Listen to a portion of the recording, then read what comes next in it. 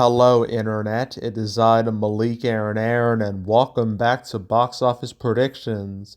Today, we're going to be talking about Final Destination Bloodlines.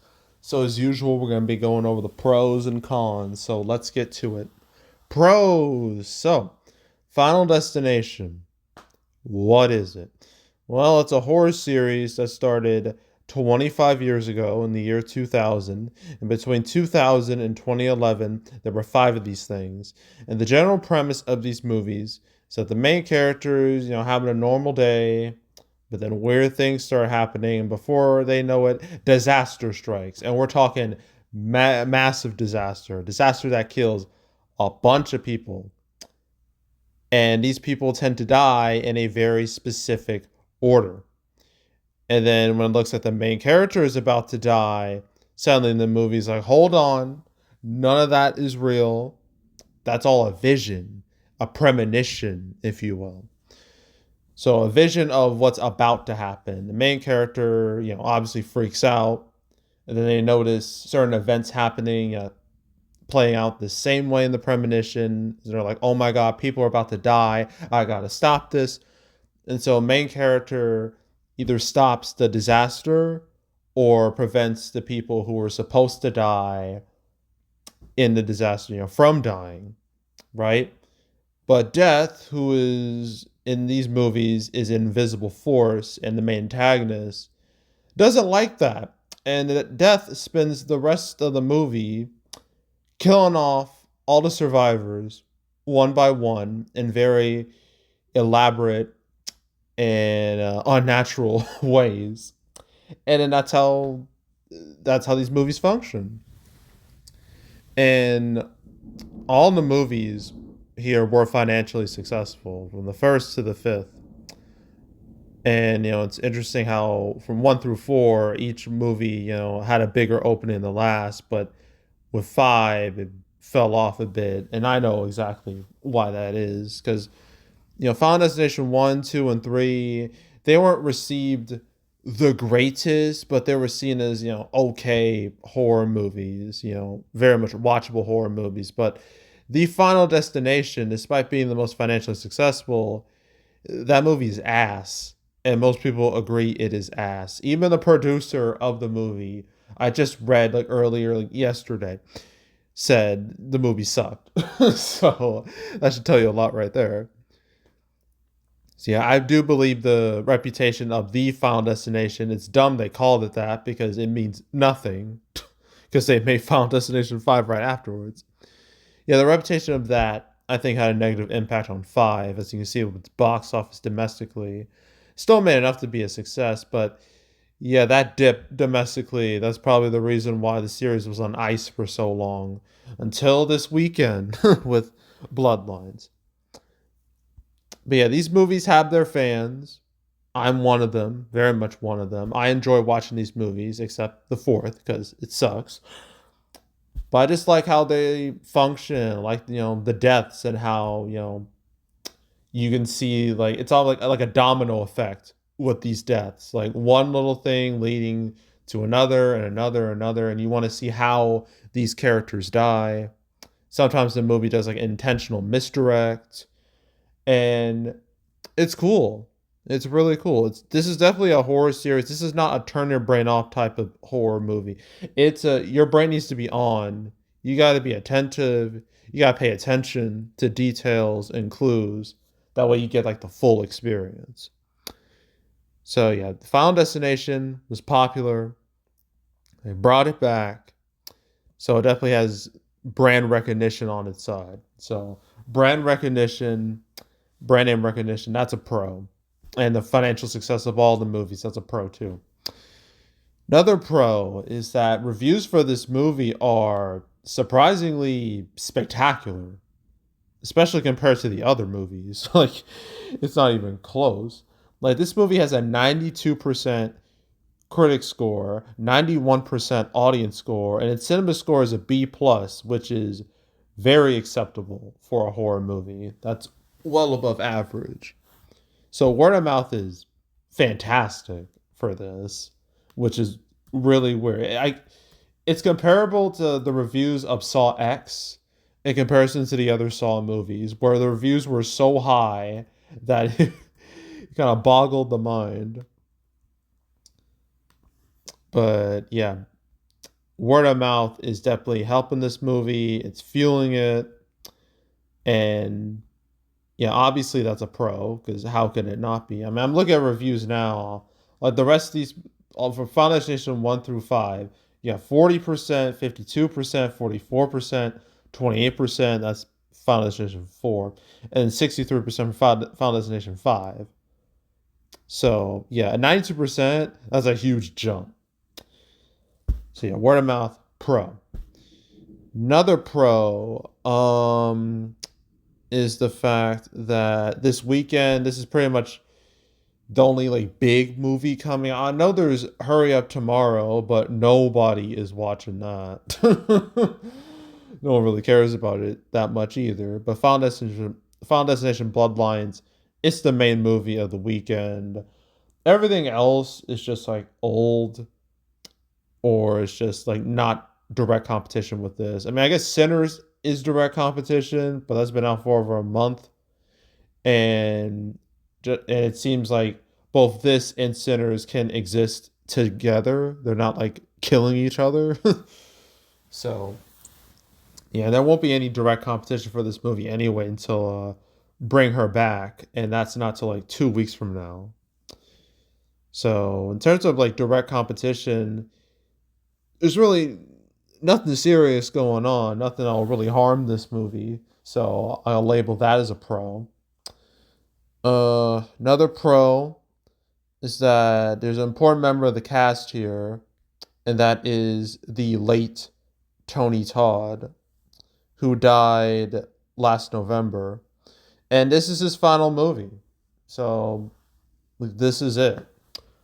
And, because of that, and besides, like his character, William Bloodworth, he was in the OG Final Destination, that Final Destination 2, then he came back in Final Destination 5.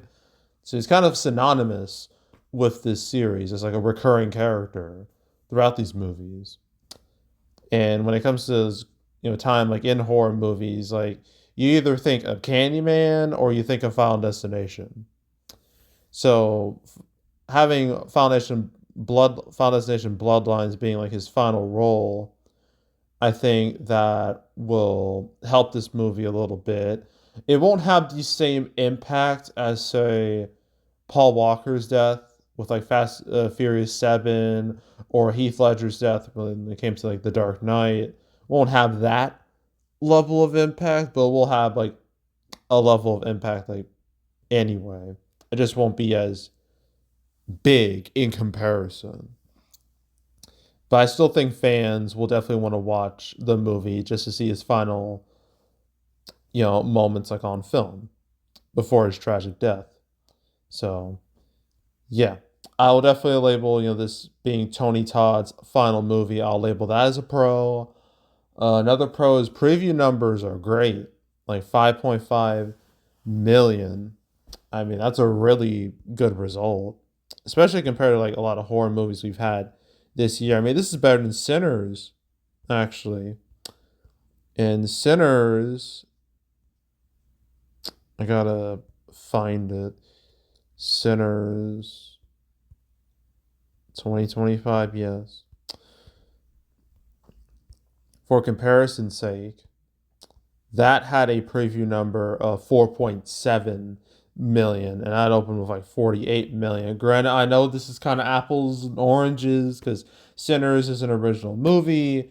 Final Destination Bloodlines is the sixth Final Destination movie. So not quite the same, but they are both horror movies from Warner Brothers. So there's that similarity. But yeah, like these preview numbers, like they shoot, besides Sinners, they shoot past like every other horror movie that's come out this year. So I would definitely label that as a pro. Big old pro right there. Any other pros I can think of? Um, I think that's really it with pros. I guess I can mention Warner Brothers right now. Ever since April started and they had like a Minecraft movie, they've been doing great. They've been doing real strong at the box office. Minecraft movie became the first real blockbuster of 2025, at least in the States. And then you had Sinners right afterwards, which, destroyed all expectations, especially domestically. And now here we are with Final Destination Bloodlines, which is expected to be another big hit. So yeah, Warner Brothers, they're on a solid streak right now. How long will that streak last? I'm not sure about F1 the movie. I'm not sure how well that'll do, but Superman should be a hit. Would be amazed if it flopped. And then Weapons, I don't know about that movie. I want to see it because the trailer was amazing, but I'm not sure about its financial chances. They're kind of, I don't know, a bit questionable at the moment, but that could change in like a few months. But yeah, Warner Brothers right now they're doing really good, even though they had to rebrand Max to HBO Max again. I mean, changing it to Max was always a stupid decision, but at least now they're realizing how stupid it was, and they're changing it right back to HBO Max. But anywho, yeah, Warner Brothers right now, box office wise, they're doing great. So that's a pro.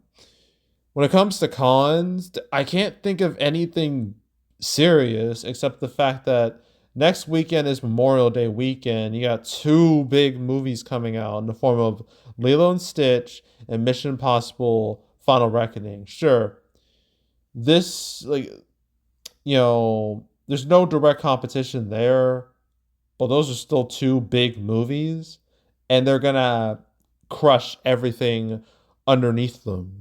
So, yeah, that could be a potential problem for Final Destination Bloodlines. And some other cons that I could have had for this movie, like being like, oh, this is the sixth Final Destination movie. Oh, it's been 14 years since the last one. They're not. These don't really apply, really, because they're not affecting the numbers at all. Not even a little bit. In fact, it's doing way better than the other movies, which kind of defies logic. But I guess this is one of those situations where like it's not one of those like out of sight, out of mind type situations, like say with Matrix Resurrections, like in 2021. Now this is definitely more of a absence makes the heart grow fonder type, uh, that type of situation we're seeing here. So really, it's just Memorial Day next week, and the big, 1-2 punch of Lilo and Stitch and Mission Impossible that might affect this movie negatively. But besides that, I can't think of any other cons. So yeah, opening weekend. I looked at early numbers. It's projected to hit like 43 million. That could go up depending on, if it gains more momentum, because I've seen that happen more than a few times, this year when it comes to movies. So yeah, I'm gonna have a range 40 to 45 million. I wouldn't be surprised if it hit the higher end. Yeah, 40 to 45 million, which means Bloodlines in 3 days could make more money than Final Destination 5 made total. That's hella impressive. It's basically what happened with like Scream. Uh Comparing like Scream 4's box office with Scream 5's box office. How there's like a massive jump. And I find it funny that Scream 4 and Final Destination 5 came out the same year. So, yeah, they just waited like 11, like 10 plus years, and then they suddenly become like big hits. I guess because the nostalgia boom just, it wasn't in full effect yet. That was definitely the case for Scream 4. But yeah, I find that interesting. But yeah, I'm going to say 40 to 45 million opening weekend. And its total, its legs should be okay. It should be okay, realistically, judging by word of mouth. So I'm going to say a range between well, 100 million to 120 million. I'm gonna go between that range. I think that's fair. I think that's a fair result. It'd be a fantastic result. But yeah, I'm gonna stick with that 100 to 120 million. And that's it for Final Destination Bloodlines. Okay, so we got one more movie to talk about. Yes, only two movies. Thank God. I was really sick of doing these 4 or 5 movie weekends. So seeing only two, it's I'm embracing it. So anywho, we got the other movie coming out this weekend, Hurry Up Tomorrow, which is just being slammed by everybody seemingly. And then that'll be it for the weekend. So yeah, that's it. That's all. Make sure to subscribe, like this video, leave a comment, turn on notifications, share the whole drill. You want to check out more videos like this? I got playlists on the homepage, all previous prediction videos I made this year, the past few years. You want to watch any of them? Go right ahead. There's also yeah no yeah box office recaps where I go over the box office results for any particular month. I did my April recap already on the channel. My May recap, that won't be till like the first or second weekend of June. Yeah, so stay tuned for that. But if you want to watch any of the past recap videos I made on the channel, you can go right ahead. There's also the canceled series where I went over all the movies that were supposed to come out but didn't. Never talked about Final Destination Bloodlines, period. Although I should note, Final Destination Bloodlines was, for a little bit, it was intended to be an HBO Max movie. Yeah. It's supposed to be a streaming movie, which would have been really, really stupid. Real fucking stupid. So, but thank God that didn't happen. But anywho, yeah, I've made 250 episodes of Canceled. You want to watch any of those videos, you want to binge watch that whole series, go right ahead. And yeah, that's it. That's all. I am out. Goodbye.